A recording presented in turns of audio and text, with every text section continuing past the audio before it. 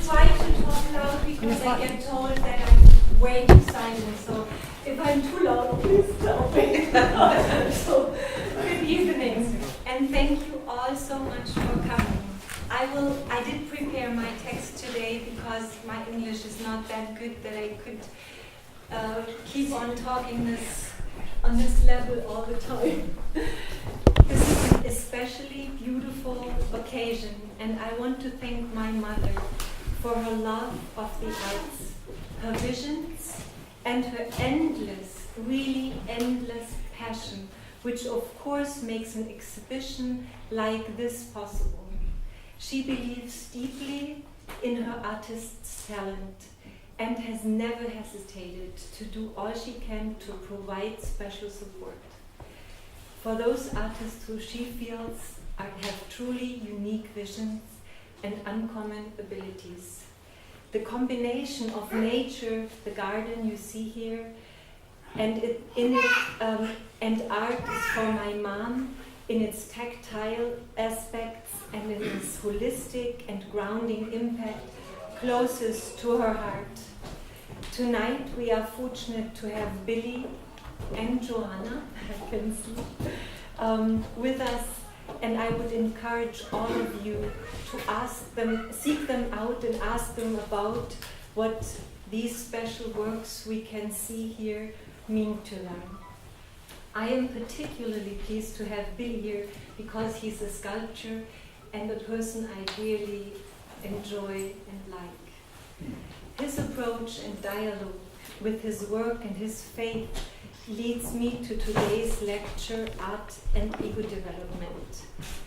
The questions, like a basic question, would how much ego do we need to achieve uniqueness as an artist or to become a real human being?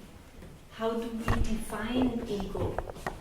And what is our perception of how far we are able to develop our ego? Having Billy with us tonight as an artist and a Buddhist leads me to my first question. Billy, how do you see your ego within the process and the ability to create? That's easy. No, that's easy, right?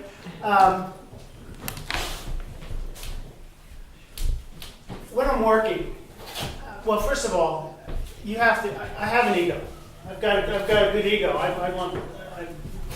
In the world, I have an ego. I want this is my work, and I'm proud of it. But when I'm creating, I don't think about that, and it doesn't really come into play. What happens in there is, because it is such a struggle, it's not easy.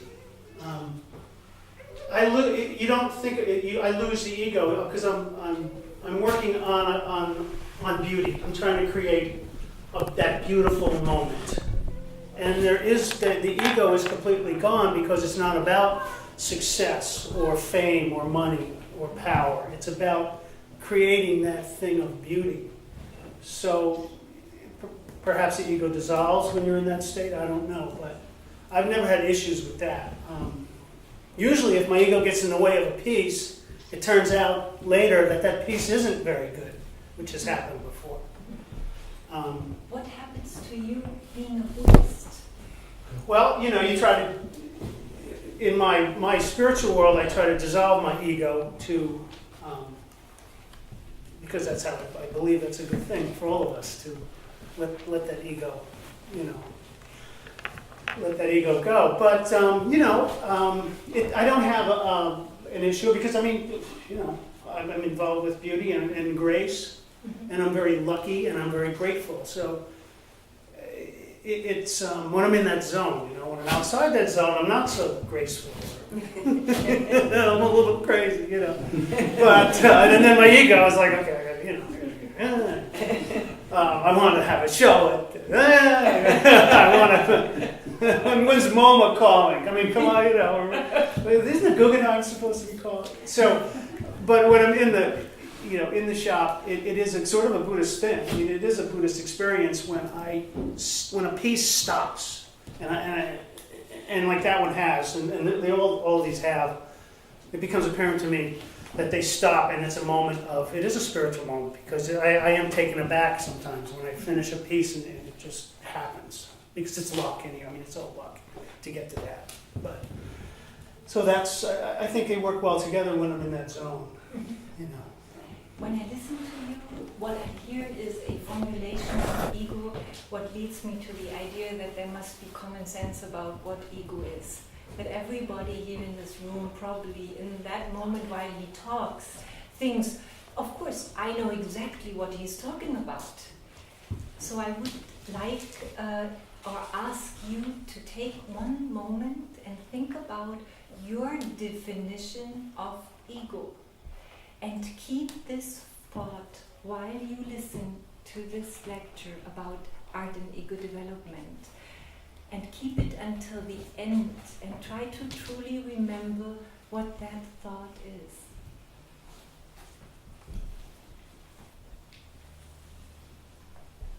If I would continue to ask each one of you, you would be surprised how different the variations of your definition of ego are.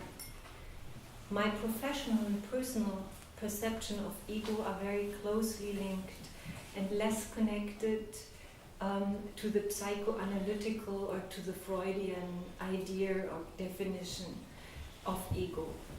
It is more a constructivist and developmental concept in the manner of Gil Noam and Löwinger's approaches to scientists who did work. One of them maybe is familiar, he's the head of the educational school in Harvard. We build thinking structures based on genetic and developmental influences. These structures get more differentiated over time, and the individual creates its own perception of the world in this way. That means there is a process. We're not getting born and suddenly we have a certain idea what that is when we become in adulthood. The closer the perception represents reality, the more we can understand and learn about the world. In my experience, people equate the dark side of ego, eccentricism or deception. How Billy described that, how he said, oh, when I'm in my work, then it's dissolving, and when I'm out of my work, actually there is and have a battle with it, with the ego itself, and fail to recognize that these dark sides are balanced by the positive sides of the ego, such as empathy and self-actualization. We often see the positive side in our personality as an example of a lack of ego, instead of the positive aspect of a single holistic and complex personality structure. It is particularly fascinating that religion and philosophies support the simplistic idea of ego.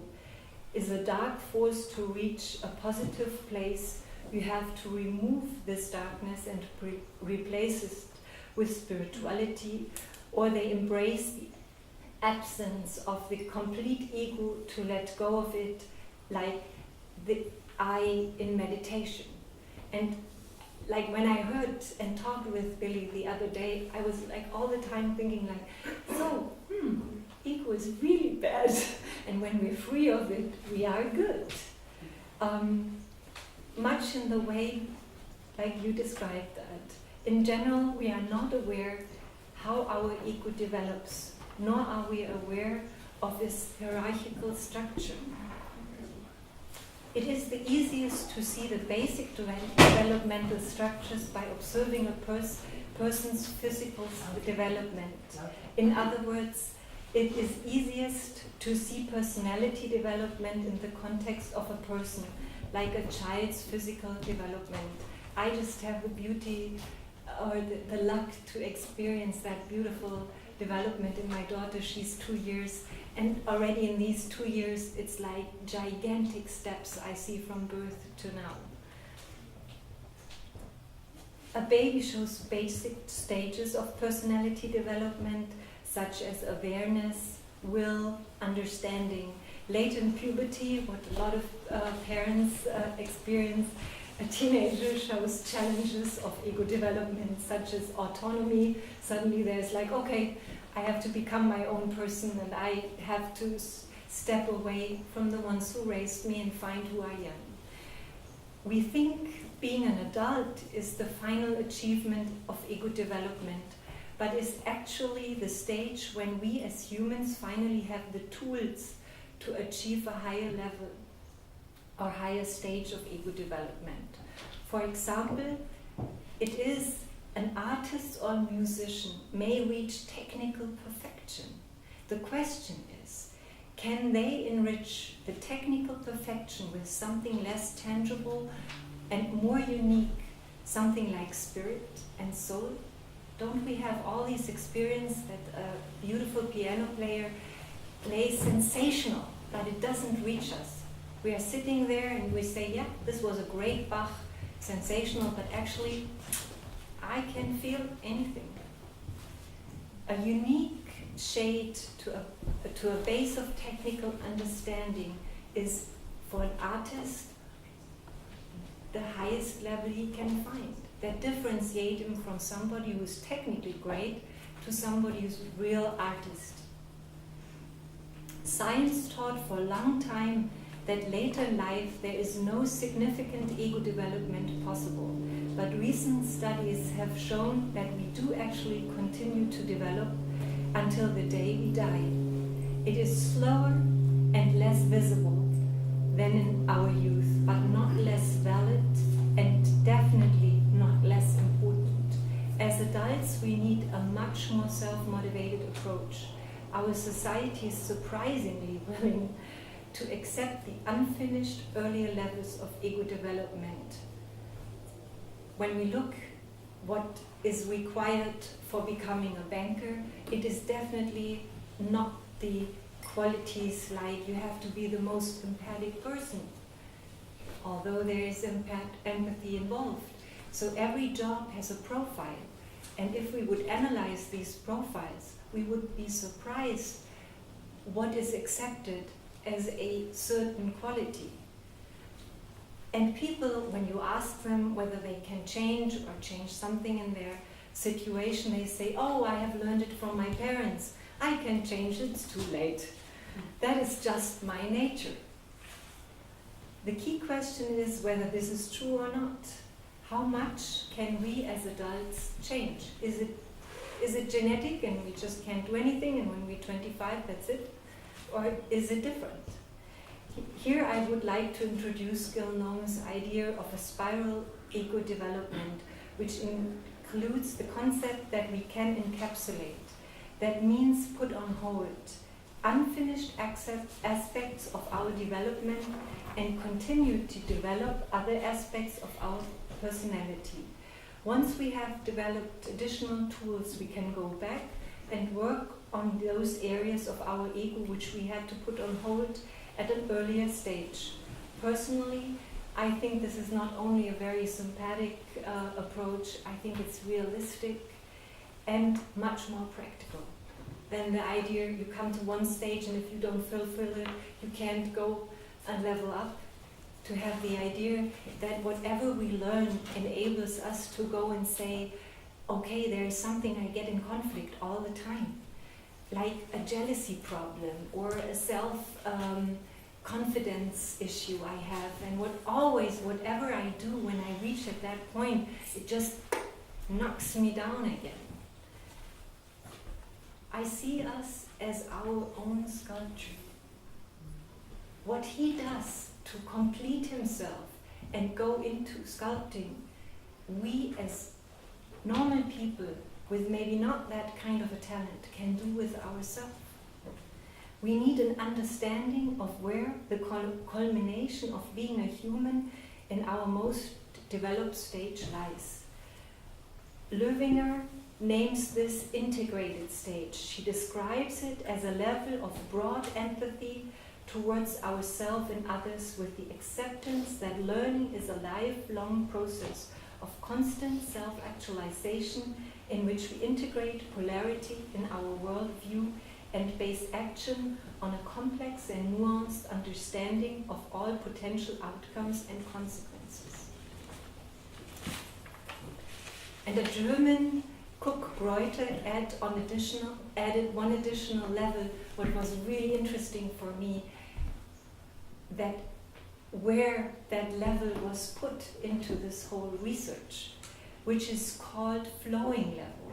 This level is characterized by a melting of states of consciousness and easy acceptance of fundamental differences in people, a playful interchange between seriousness and triviality, and letting go the need to judge and the final achievement to become one with the world. In our conversation the other day, that was kind of the feeling I had when you were describing how you feel when you create. That you kind of like disappear and you become once with everything around you. The question is, how can we as individuals learn to consciously achieve this level of ego? What happens with Billy is that it just happens while he does it. And he has that urge and need to be creative because something in him needs to be completed. And that's the way he can find it. Individuals like Gandhi or Nelson Mandela have in our eyes achieved a high ego level. But for the majority of us, that seems often unachievable.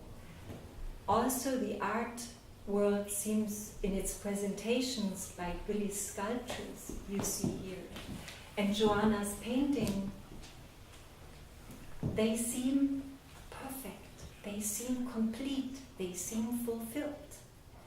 Art reflects in stations the culmination of an artist's lifelong confrontation with art, with the world, and with their ego. To bring the art of being a human to its culmination requires the same lifelong dialogue with the world and with ourselves. The low or high levels of ego development we have achieved are reflected most visible in our approach to politics, in how we act as professionals, how we live our chosen religion, in how we interact with society, in how we raise our families, in how we handle a trauma, and in a very unique way in how we love. Only if we remain curious, patient, and keep our love for the world and humanity alive, can we hope to achieve within our structure of flowing level. This can be the motivation to fulfill our individual destiny.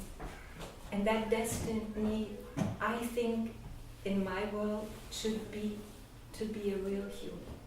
Yes. To be a real human. Yes. That's it. Thank you very much.